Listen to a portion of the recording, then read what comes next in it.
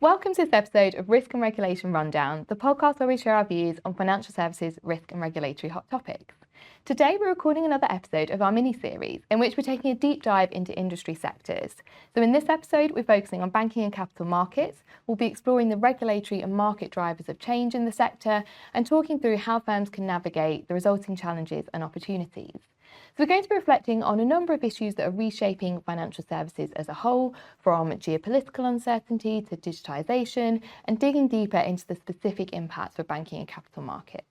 So I'm delighted to be joined by two expert guests today. I'm joined by Mark Batten, who's PwC's Banking and Capital Markets Leader, and Conor MacManus, who's a Director leading PwC's Financial Services Regulatory Insights team, and whom regular listeners and viewers might recognise as a return guest to the podcast. So, Mark, let's start by setting the scene in terms of the environment that banking and capital markets firms are operating in. What are the key sort of forces and trends that you see as driving change in the sector? Sure, and thanks, Tessa, for having us on the podcast. So, look, statement of the obvious: we live in an extraordinarily volatile global environment, and where do I start to pick out some of the key themes from that? Economic pressures here in the UK and across Europe. We, of course, have the impact of the US administration. I think that is often at the moment thought about in terms particularly of the whole tariff situation, but there's a lot of wider geoeconomic disruption and changes in some of the sort of global social order that is causing. We have a volatile economic environment, partly the impact of things like tariffs, but direction of interest rates and inflation. More broadly, we have a wide range of social dynamics, home ownership, aging population, some of those trends that are playing through. And here in the UK, from a financial services perspective, we've seen considerable amount of consolidation in the UK banking sector. And of course, we can't go more than 5 minutes without talking about the disruptive impact of technology. So I think when you take all of those things together, you've got some very immediate shocks and stresses in the system. You've got some fantastic opportunities from things like technology, but also a super dynamic geopolitical environment globally. Brilliant. And you've touched there really well on the sort of economic and geopolitical context. I think it'd be worth exploring that a bit more before we get into some of those other drivers. Conor, can you tell us a bit more about sort of the UK political and regulatory agenda and how that's shaping change in the sector at the moment? I mean, look, the regulators, the government, they're responding to all of these trends as you might expect. And I think there's a lot going on. There always is, but it is very busy at the moment. We've got the Mansion House speech on the 15th of July, which is obviously going to be a really important set piece occasion for the government's financial services policy. But if I was going to just take a step back and think about what are the key themes that the regulators are focusing on, clearly growth and competitiveness is very high up on that list. It's the government's central mission to get growth going. Clearly the fiscal environment is quite challenging at the moment, so there's more focus on pulling regulatory levers, if you like, to try and stimulate growth. We've seen, a number of proposals and initiatives from the PRA and the FCA. Just recently, FCA focusing on mortgage reform, which speaks to some of the societal issues that Mark focused on. But I think that focus on growth and competitiveness is gonna continue. I think, though, as Mark very clearly sets out, there is a lot of risk out there, and the regulators wouldn't be doing their jobs if they weren't focusing on those risks, and they really are. We see much more discussion around things like geopolitical risk and how the banks are managing that.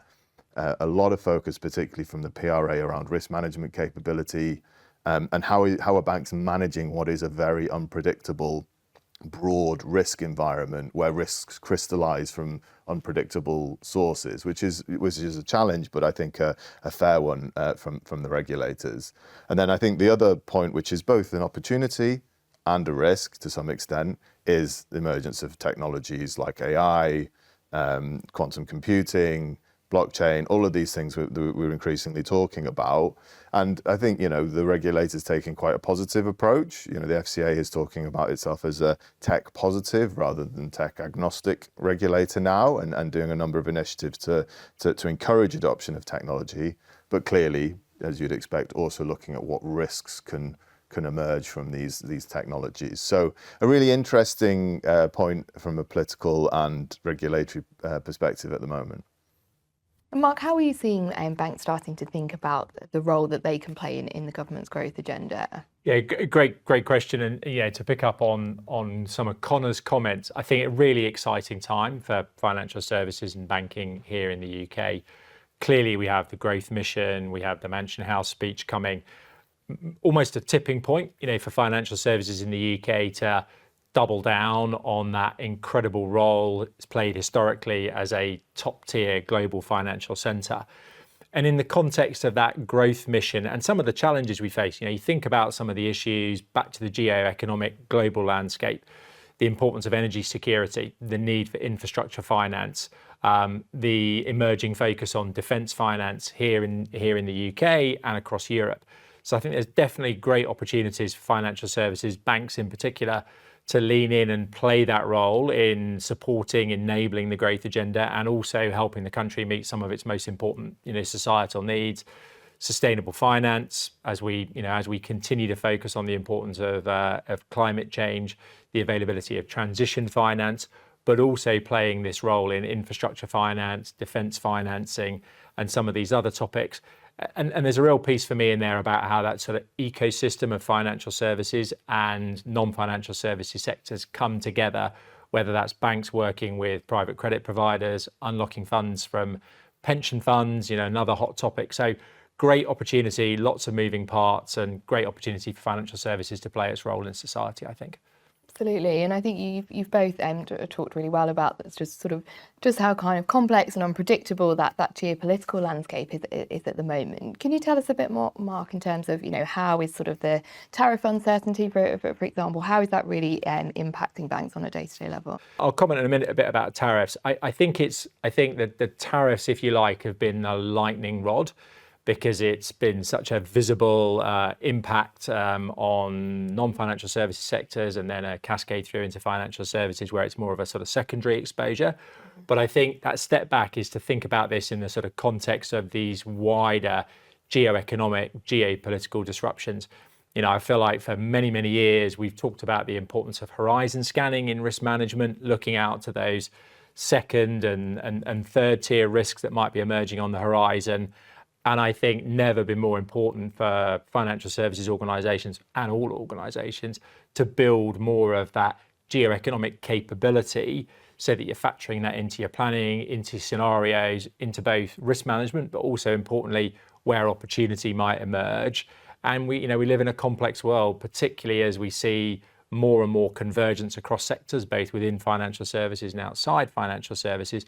So understanding how that ecosystem works, I think, is super important. Fascinating to see how the role of global institutions will change, and as global political trends play out, what that will mean for regulation, potential for regulatory divergence. On the tariffs piece in particular, of course, driven a lot of volatility in global markets for organisations, banks with trading desks. That can often lead to upside, lots of portfolio rebalancing, hedging activity. Volatile markets will mean profits for trading desks. Perhaps, of course, suppressing M&A activity. Again, for the wholesale banks, we're seeing a little bit less M&A in that uncertain environment. But opportunity as well. Trade finance, I think, will be a great example, and all those associated hedging type products. And then I'll just take it back to that importance of building out this horizon scanning risk management capability. We live in an uncertain world. We can't define a path with certainty. So the importance of scenario analysis at the global level, and then cascading that into an organisation's own balance sheet, financial performance and risk management, super important for me. Absolutely. And you've talked about the sort of some of the convergence and consolidation trends that we're seeing, both sort of within the banking sector itself, but also sort of more broadly within financial services. Can you tell us a bit more about what's driving some of those trends, and what are some of the areas of opportunity that's opening up? Yeah, as well? It's certainly been an interesting time. Of course, we've seen a reasonable amount of consolidation in retail banking, and you only have to read the media for one or two other scenarios or potential moments of consolidation that we might see here in the UK banking market. And I think we always speculate on further consolidation in European financial services. And alongside that, we've seen pretty significant growth of digital banks, perhaps not having a huge impact yet on the relative or comparative financial performance of the majors, but really important in terms of changing customer expectations as customers look for these seamless digital customer experiences, always on platforms, ability to operate across multiple channels, and really competitive provision of things like foreign exchange and payments. Consolidation, I think, driven by that need to find scale, perhaps funding advantage and access to cheaper funding in scale. And I think going forward, there's a real opportunity for financial services organisations here in the UK, banks in particular, to think about how they operate and how they service customers. That's digital transformation, but there's also something in there about focus. We did a recent piece of thought leadership, which is on our website, that we called the reinvention of retail banking. That really focuses on the performance dynamics we've seen in the UK banking market over recent years, and particularly with with interest rates high, really strong performance from net interest margin and really solid return on capital. But going forward, how do these organisations unlock the money, unlock the capital to really drive out technology modernisation to deliver these seamless sort of customer experiences that people are beginning to get used to from both non-financial services product provision, but some of these digital banks that offer this seamless digital customer journey. And in that, we really unpack, is there an opportunity to focus more on where you play, both in terms of customer segment and in terms of product offering? So, for example, is there an opportunity for organisations to hone in very much on particular segments, or to be very thoughtful about where they play in the value chain? For example, are you all about product origination and distribution, or are you about distributing other organisations' products, for example? So, yeah, some really interesting competitive dynamics, this interesting period of consolidation, and in our perspective, an opportunity for banks to think about where and how they're going to play. And of course, it always comes back to technology, the need to deliver customer experience and to invest in technology modernisation to deliver that customer outcome. Yeah, absolutely. And Conor, you touched on earlier sort of how the regulators are taking a slightly different approach to technology. We're obviously seeing a strong focus on supporting innovation from both government and the regulator. How are you seeing the regulators respond to some of these trends that Mark's talked through? Yeah, I think, so as I mentioned, there's kind of two lenses here, isn't there? There's opportunity and risk, and the regulators probably focusing more on the opportunity side, but obviously being very cognizant and focused on the risks. And I think, the general approach that we're seeing is on a topic like AI, let's not bring in very prescriptive, specific regulations around AI, because I think the view in the regulators here is that those regulations will be out of date pretty quickly because the technology is moving so quickly, but also that more prescriptive approach might constrain innovation and use of technology. And generally speaking, I think that's welcomed by the industry. Some people like the certainty of rules, but generally speaking, I think that more principles-based approach is one that's welcome. I think the other area is looking at, pieces of regulation that might not have been updated for a long time. So the Consumer Credit Act, for example, the FCA and the HMT looking at that to make sure that it's fit for purpose in a very different system. The way in which banks operate and interact with their customers has changed significantly. We need a regulatory framework which allows them to innovate and serve customers in that way. I think the other really important point is not just the regulation of technology, but use of technology to meet regulation. And we're seeing a lot of organizations start to invest quite significantly in those capabilities, whether it be using AI, other data analytics for horizon scanning, for tracking, for producing rules inventory, right through mapping to controls and governance that you need to meet regulatory requirements. There's huge potential to use technology to meet regulation, to reduce cost. And I think we're really at the start of that becoming much more embedded into banks' operations. Absolutely. And I think, as we talked about, a really important aspect of that digital transformation is the need to deliver on a lot of the changes that we're seeing in customer expectations, their preferences, also some of the sort of social shifts and changes that you referenced earlier on, Mark. How are you seeing banks sort of evolving to meet those changing customer preferences and expectations? Sure. I think so much of and this perhaps depends a little bit on the nature of the organisation. You know, if you're a digital neobank, it's obviously very, very different to if you're an established major. But I think in banking, financial services, we talk so much about legacy technology, the need to modernise those legacy stacks and to get the benefit from new technology, which I think often is a real challenge. You know, for me, and reflecting on some of the work and conversations we have with our clients, a couple of things that are really important there is actually around skills and leadership. Do you have the skills within the organisation to deliver on the promise of modernised technology, and particularly then things like cloud and AI? And do you have the right leadership in place? And I think that's about framing transformation and change programs around business outcomes. I think if it becomes, what we see with our clients, if it becomes a technology project, we're implementing a new technology because it's there, or we're leaving it solely the responsibility of the CIO, then it's harder to deliver those outcomes. So I think those organizations that are successful, it's really about define the business outcome, and that might be well in terms of modernizing customer journeys, the outcomes that customers can expect, and as Conor said, align with regulatory expectations, particularly things like consumer duty.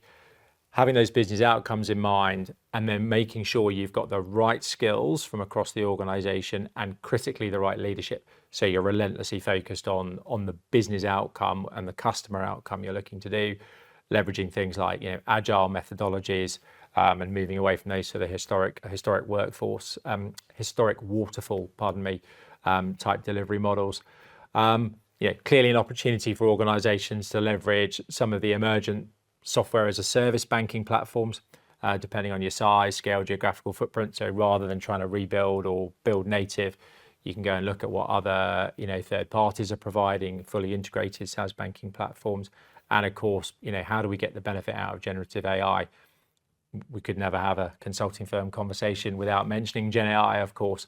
And if we're going to get the benefit out of that, I think so much of that is going to then be reliant on modernizing legacy technology architecture, having your data in the right place, having it well organized, meta level tagging, getting it into cloud, so you can layer the technology on top of that enables you to get the benefit of Gen AI. So a real imperative to deliver on that modernization if we're to get the benefit, deliver those business outcomes for me.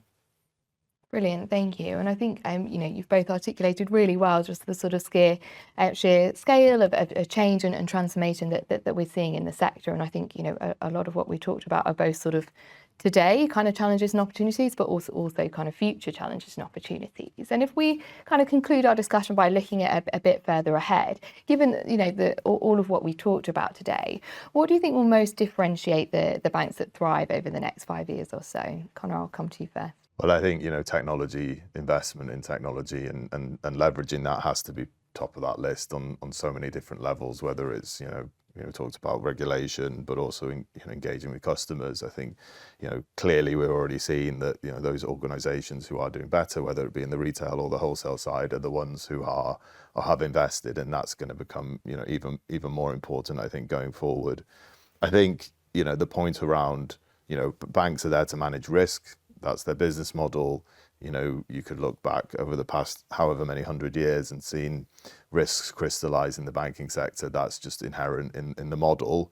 Those organizations that have, survived and been able to anticipate where those risks might crystallize, I think will be those who will continue to do well. And then I think, I have to add in a regulatory one, don't I? Just taking a step back, I think, from what is a really, really busy regulatory agenda, and articulating what it means for a firm's strategy, I think is going to be really important. It's too easy to be reactive. It's understandable because there's so much going on, but we are going through quite an important period from a regulatory perspective, and anticipating how that will shape business models and market opportunities, I think, will be really important. Absolutely. And Mark, what would you add to that? I mean, great comments from Conor. I mean, I'll go back to something I said a few minutes ago. I think quite a pivotal time for the UK economy. As we know, we've got this huge energy behind the industrial strategy, the need to derive growth. And I think financial services really focusing on the role financial services and banks can play in delivering on that growth journey. You know, Conor, we have a lot of conversations, don't we, with industry participants. The access that early stage innovative companies can have to capital as a great example. You know, we have this great track record of research and innovation here in the UK, but sometimes those businesses then, you know, are acquired by international players. We seed that innovation to other territories. How do we take those great ideas, fund them through scale, ultimately, hopefully, you know, listing on the UK market? So what role does financial services play there? What role can they play in, as I said, infrastructure financing, energy security, and finding those ways to collaborate across the ecosystem? And of course, as you know, Conor said, so often technology, so that modernisation of legacy technology to continue to evolve those customer journeys and outcomes, and also to be able to deliver that at the right level of operating costs, because of course costs so important for overall sort of return on equity, return on capital. And also just go back to our piece on that reinvention of retail banking, and to your point, Conor, on strategy, working out where you want to play in the ecosystem, working out where you want to play with technology and what customers you want to serve and with what products. Is it sustainable to try and do everything to everybody with a highly integrated value chain, or are there opportunities to pick your sweet spots and then work with other ecosystem players to service customer needs? Brilliant. Thank you both. I think it's clearly a really exciting time in the sector, and as you said earlier on, Conor, lots more to come, even just later this month with the government's Mansion House announcements and their financial services strategy. So lots more for us to be talking about and returning to. So thank you again for joining us and for sharing your insights. I think it's really brought to life that the imperative for firms to consider, you know, those strategic and cumulative impacts of all the trends that we've talked about in our discussion today. So our listeners, I really hope that you've enjoyed this episode, and if you'd like to hear more from us on risk and regulation, you can subscribe to future episodes. You can also access our regular publications on our website, which we'll link to in the show notes. And I look forward to speaking with you again soon. Do look out for the third and final episode in this mini-series, which will be coming up, and that'll be focused on the insurance sector. Thank you.